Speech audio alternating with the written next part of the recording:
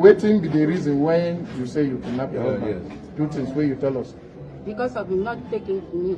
Need to fuck me. Need they fuck you? Yes. And what again? Need to take care with children. Need they take out children? Need they give you money? Yes. And you need they fuck you? Yes. So that's the reason why you decide to. Hello my people, I greet the full house from untouchable mama host una dey fine una do well una take the help me take the share comment like God go bless una. I really appreciate una well. My people, wonder shall never end. This video una just dey watch so abeg una help me share am for other people make dem take learn. Una know say this life some married women wey dey for inside house shame no dey let dem dey talk wetin dem dey pass through come out because some of dem dey no want make people dey laugh dem while some go just talk am even though say people come dey laugh dem. Una see this woman na from I think Akwa Ibom or I think so.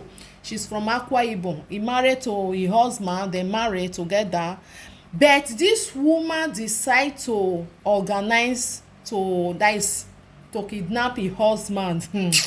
And people, if I tell now, wetin make this woman do am, I no even believe said. When I dey watch the video, if una dey lis ten to the video, you see say the woman na Igbo na she dey speak. You know say some of all these women wey dey for those village, dem like to dey speak their language instead of dem to speak broken. But e get where she still speak that broken English wey we dey speak. So this woman he organized to kidnap her husband because of say her husband no dey sleep with am. At una hear the time when the video newly start. He say he no dey take care of them. He no dey even dey mind whether she dey house or she no dey. It's like a sister to her husband, you understand? I know say some husband be like that wey go dey look him wife like say dem be sister. He go come forget say na him wife. Sometimes you need to use your hand take rub woman or him body go come down. So this man no dey do something like that at all. He no even know whether this woman dey house or he no dey. So this woman come decide say wetin she go do. She no fit just dey like that. Money you no dey give us, you no even know whether I dey here. Even to call me for bed you no dey call me. Na the woman kukuma go find some people wey go help am gbaga the man. No be small thing my people. The thing dey make me dey laugh. When I even dey lis ten to the video I was like this one na reality. Na wetin dey really dey happen na be this. Na she find people wey go help am gbaga the man. Na dem gbaga am finish come put the man for one place say they need money. So una know na when every day for thief one day for the owner. So na the people wey even kukuma organize this thing dem know say na her husband. So na dem burst out say see the person wey say make we come do this thing. So na dem catch this woman red down. You know say even though say this woman go court now this one na like as I take talk am for abroad you need to do your own. You understand? Man need to do it thing where woman also need to do, because for law for abroad for here say Africa we know the law wey we get they no dey like to dey use am. For abroad for here if your husband no near you for even 6 months or a year you get the right to draw your ear carry am go give judge for real. You understand? Because no be when you come go chook your leg for inside bush you go come dey talk say na you be the bad person, whereas na him cause am, na him push you, because you no fit leave woman put her for house like say na your sister una go dey see every day by day. He go cook for you, you go eat. Money you no dey give am, you no even dey ask am say how everything. Nothing. You no dey do something wey you suppose to do, wey a man suppose to do. As a man you suppose to act because you go marry that woman. No be say you marry her you go close you go put her for like say na prison na she dey. No, sometimes you need to do wetin you suppose to do as a husband. So now this woman just decide say okay make she just kukuma do am like this because the money I no kukuma dey see am. May I just go gbagara. If the gbagara finish the money go bring am come out, because say maybe that down now she no go give another person. At least he go still dey see the money. May still see the money for her.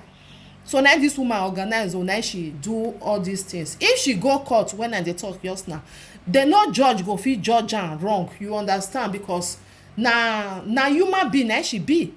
wetin dem go tell the man, dem go tell am say okay, if you know say you no want again, make you kukuma tell the woman make she go, so that na make that voice dey exist. If you no wan stay again, the woman go your own, you go your own. That way you go put woman, no be say you travel, you dey there. That way you go put woman for inside house for a year, 2 years, 3 years, you no even know whether the woman dey there, but you go just dey enjoy yourself for outside. No, who does that? So if na abroad, dem no go even hold am say maybe dem wan put am for anywhere. No, dem go just tell, dem go call the man, oya come answer, because no need, because this one no be a criminal case. This one na husband and wife, because you no dey give me wetin you suppose to give me. May I no go chook my eye for outside, money no dey dey, even down you no dey give me, so me I kukuma gbaga you, me I kukuma collect the money for your hand. Na this woman do so. So this message, abeg una go help me share am for those men wey dey think say if dem marry their wife, dem get right to keep am for there for 3 years. Dem just dey do am like say maybe na their sister. No, your wife no be your sister, na your wife. Wetin you suppose to dey do, you suppose to dey do as a man, as a husband.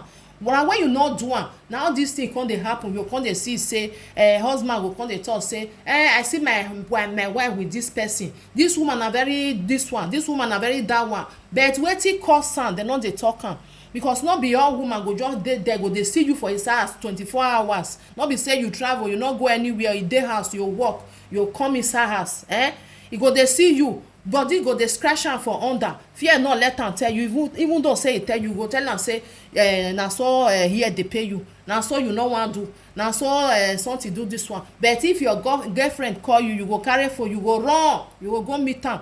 You go even send am money make e take buy human hair, make e take dey buy cloth. But the woman wey you put for inside house, you go just forget about am. You go say that one make e just dey there, that one no be wife again, make e just dey there. But if the woman come do something like say e come talk to another person, another man, you go come hold am say hey, see am now, una no know say na she o, whereas na you na cause all these things. So many women dey pass through all these things for real, wey dem no dey shame, no let dem talk am come out, cause most of dem dey shame. Your husband no dey know whether e dey there, no dey give am money, e no dey call am for bed, e go just dey there because of say I don born, make I kukuma dey here. Especially una know na for our country, for there dem go dey there, dem no comot. Dem no wan make people laugh dem, dem no wan make their children baby say e go grow like e grow for this side, me dey that side. Una understand? So all these women, dem dey pass through all these things wey no suppose, wey no good, because e no good at all. You as a man, you no fit resist say you no do that thing. Why woman wan resist am? Why woman go resist am? Okay, the woman even dey resist am, money you no dey give am, you no dey, you understand? Because normally a woman need to do as a man also, but no be say na all the time. But you go see dey meet am, no be say the woman come before e go come reach like this one. Some men, they need to change their behavior, they need to change the way when they say they do something towards their wife. It's very bad, because if your girlfriend dey for outside, now once e go take call you, the money wey you get for us, you go pack all of them go give am. But when e come to a woman wey born for you, wey get children for you, some of them, they go dey treat them like this, which is very bad. So I pray make some men, make dem see this video, make dem change the way wey dem take dey do towards their wife. It's very bad, because this kind thing, woman fit use am take kpai person for real.